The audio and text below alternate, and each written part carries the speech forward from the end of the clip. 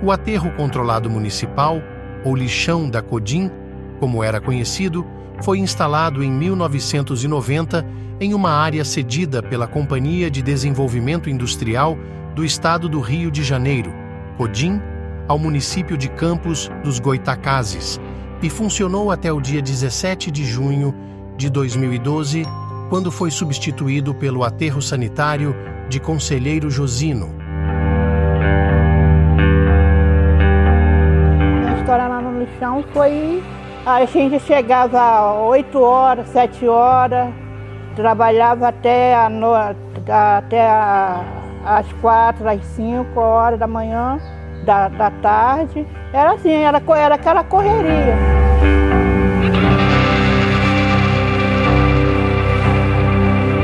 Então, pra mim, a época do lixão foi, pra muitas pessoas foi uma época ruim, mas pra gente, né, catador de material reciclável, pra minha mãe naquela época era uma fonte de renda pra ela e não só uma fonte de renda, né, era uma fonte de trazer alimentos pra gente também.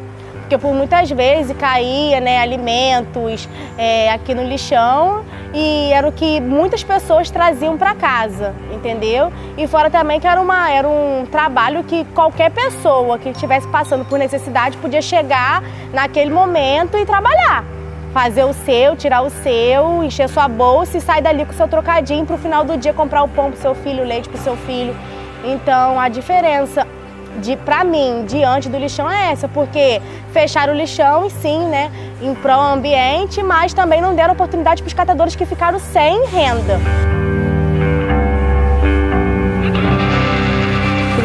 Trabalhei no lixão desde 18 anos de idade, morei lá, sobrevivia da comida de lá, do lixo de lá, tirava meu sustento de lá, sustentei meus 3 filhos. Lá é muito material misturado, é lixo úmido de rua e vinha animal, bebês também morto.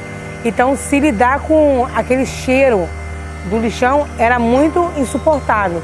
Mas era de lá que vinha meu sustento e da onde eu tenho minha casa hoje. E por semana ali a gente tirava muito mais do que dentro de uma cooperativa hoje. A gente tirava bem, tirava mais de 1.000 e pouco. Assim, 1.000 e pouco, 1.200, tirava bem. Era bom trabalhar lá, mas fora disso, a tristeza era essa. Achava muita criança morta, criança dentro do saco morta, dentro de caixinha, assim, agulha de hospitalar, coisa de hospitalar.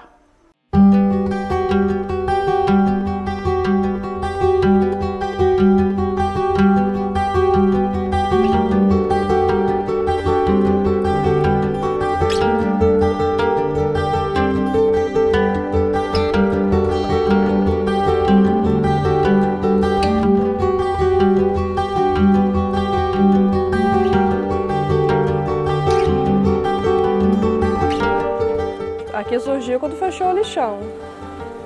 Foi a primeira cooperativa a ser criada. Tava razoável ainda, tava dando para tirar mais um pouquinho, mas de uns tempos para cá o material só foi caindo, o material resíduo para a gente trabalhar só foi caindo também. Eu creio que muito material desviado, né? Porque antigamente era 90 toneladas que caía. Hoje em dia extrai na faixa de 3, 4. Não passa disso, porque era caminhão atrás do outro. Aqui não, aqui a gente recebe caminhão uma vez, 2 vezes na semana, outra semana uma vez só. O material que cai para nós aqui é esse, porque tem que dividir para as outras cooperativas também. E sem falar que a maioria é mais rejeito do que material mesmo para trabalhar. De coleta seletiva só tem um nome. A cooperativa, na época, quando abriu aqui, era melhor. Já estava bom, tinha bastante gente, eram umas 40 pessoas trabalhando aqui, era bom.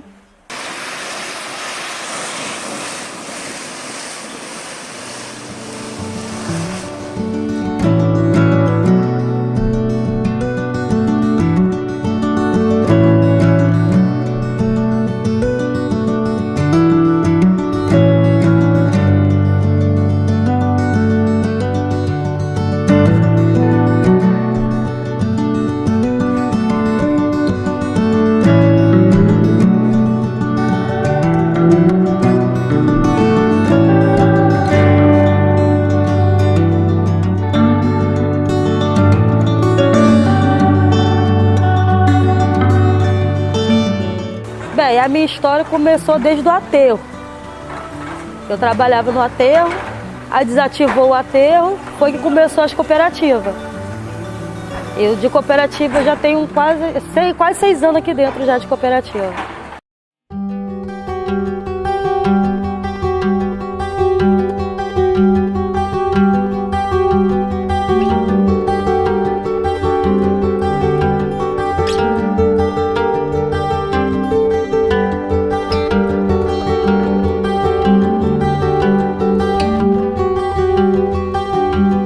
Então, aqui em Campos hoje se encontra com 4 cooperativas abertas e todas essas cooperativas, elas são, como é que eu posso dizer? Elas são montadas pela prefeitura, os equipamentos, né? Todos os galpões são da cooperativa, dados pela prefeitura, todos os galpões e os equipamentos também. Hoje a Renascer é a única cooperativa que não se encontra equipada, porque quando a Renascer abriu, ela era em Santa Amaro, na usina de Santa Amaro. E lá tinha todos os equipamentos, tudo direitinho, só que como você pode ver, todo mundo é daqui, né? Do Eldorado, da Codim. Então a gente já não ganha bem. Como que a gente saía da Codim para Santa Amaro todo dia? Então a antiga presidente conseguiu com a prefeitura para poder que a cooperativa do lado pudesse dividir o espaço com a gente. Como você está vendo aí, né? Repartido no meio, a gente tem esse lado, do outro lado é outra cooperativa.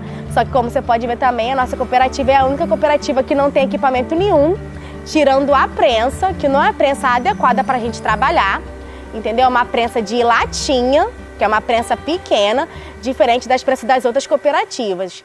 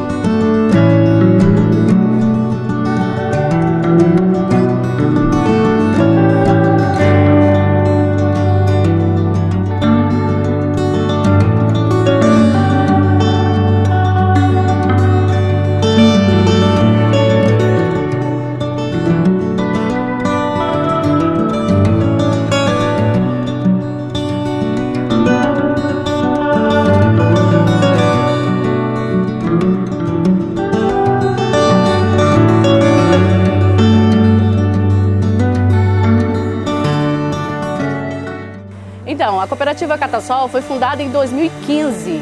A gente tinha um TAC de receber 50 toneladas mais EPIs e mais alguns acordos que foi feito, como luz e água.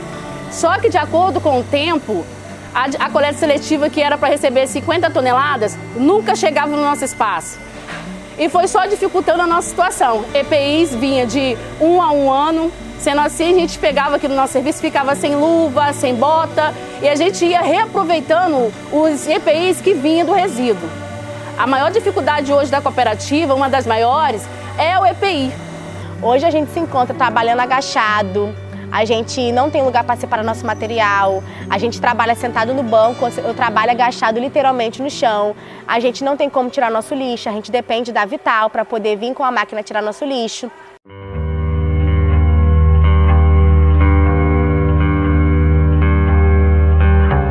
O mercado de materiais recicláveis está em crise econômica e quem vem sofrendo são as catadoras e catadores de materiais recicláveis. A renda da categoria em todo o Brasil vem baixando constantemente ao longo dos meses, afetando as famílias, que caminham para um quadro de insegurança alimentar. Muitos empreendimentos estão endividados e cooperados associados chegam a cogitar abandonar a atividade. Nas ruas e nos lixões, a situação não é diferente. Cada dia é mais difícil conseguir o suficiente para a sobrevivência. A renda fala muito, né?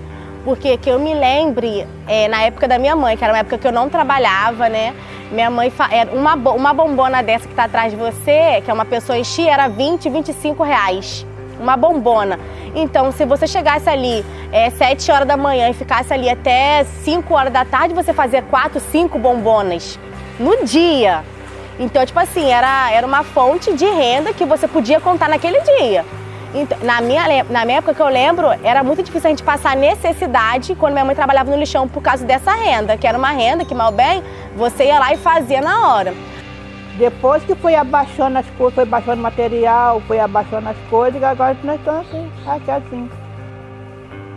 A falta, na verdade aqui, a falta da coleta seletiva levou com que a cooperativa Catasol pegasse um empréstimo no Fundecam. Por quê? O material que estava vindo da coleta seletiva do município não estava deixando nem que a gente tirasse, na mínima, R$200 a R$250 por mês cooperando no nosso espaço. A gente aqui trabalhava uma vez na semana, 3 vezes ao mês, porque a coleta seletiva aqui é tão péssima como é hoje, nada mudou. Bom, o que acontece? Hoje a minha família só mora eu e minha esposa está grávida, vai fazer 5 meses e em relação à reciclagem aqui, a gente consegue garantir a nossa casa com muito luta e muito suor. Às vezes fica faltando alguma coisinha, que o material sobe o valor, abaixa o valor, mas a gente, com muito sacrifício, a gente consegue sustentar a nossa casa com muito sacrifício e muito suor. Nós estamos num momento, esse ano foi um momento só de baixa. O material foi só de baixa. Se aumentou foi 30, 40 centavos, não passou 20 centavos, não passou disso. E normalmente nos outros anos para trás não era assim. Normalmente ele começava a baixar no final do ano, entendeu? Ficava em alta no início do ano, final do ano ele vinha abaixando. Mas esse ano teve um ano que foi um ano praticamente todo em baixa. Material, e isso realmente atrapalha um pouco, entendeu? Porque mesmo a gente coletando, a gente selecionando, fardando, tendo bastante material, mas com preço lá embaixo, não, entendeu? Não dá aquele rendimento que dava antes.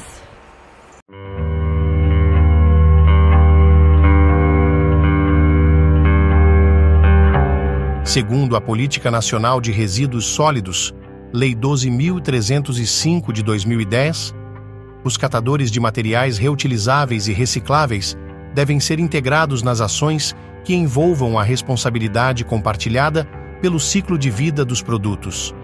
Para isso, o titular dos serviços públicos de limpeza urbana e de manejo de resíduos sólidos, no caso as prefeituras, priorizará a organização e o funcionamento de cooperativas ou de outras formas de associação de catadores de materiais reutilizáveis e recicláveis, formadas por pessoas físicas de baixa renda, bem como sua contratação. A gente faz uma petição ao nosso município de que eles contratem as cooperativas, porque a gente já presta um trabalho ao município, independente de que a gente recebe o resíduo na cooperativa, entregue pela Vital, mas a gente presta um serviço à sociedade, limpando as ruas de todo modo, a gente dá o destino correto a esses resíduos. Então a gente tem esse trabalho ecossocial, eu costumo dizer, que a gente, além de trabalhar com a parte social, a gente trabalha com a parte ecológica também, contribuindo ao meio ambiente. Então nada mais justo do que a gente receber por esse trabalho prestado. Nada mais justo do que a gente ser contratada da forma correta, como diz a lei, né? Então se a gente tem um amparo da lei, se a gente tem essa questão aí, então eu acho que o mínimo seria o município fazer essa contratação e, claro, conscientizando as pessoas de que tirando essa situação do lixo, né? A gente não é lixo, é resíduo, é reciclável, é o que sustenta muitas e muitas famílias. Hoje, se as cooperativas fossem contratadas pelo município, teríamos cerca de 100 famílias trabalhando, recebendo um valor digno, podendo sustentar suas casas de maneira digna. O poder público olhar mais para a gente, olhar, chegar mais para perto, porque realmente somos cooperados, precisamos de ajuda.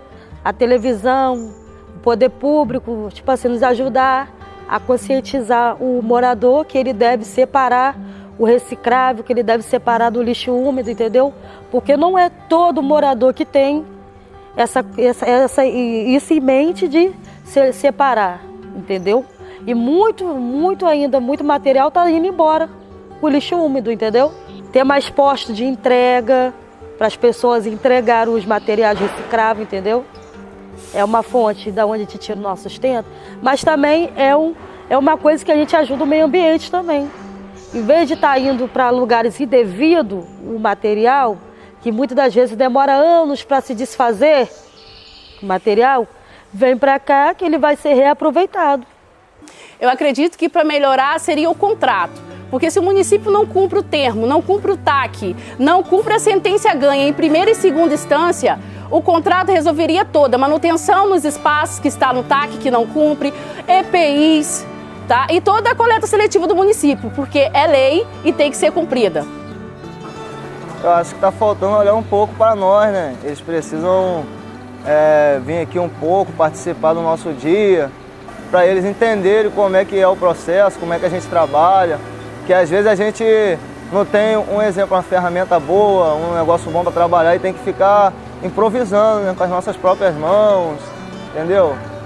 O que na verdade prejudica e atrasa o desenvolvimento das cooperativas, falando pela Reciclar, é a questão do volume de resíduos e, se for a burocracia, é a questão da dificuldade de muitas das vezes, junto ao município, de facilitar alguns trâmites de emissão de algumas documentações.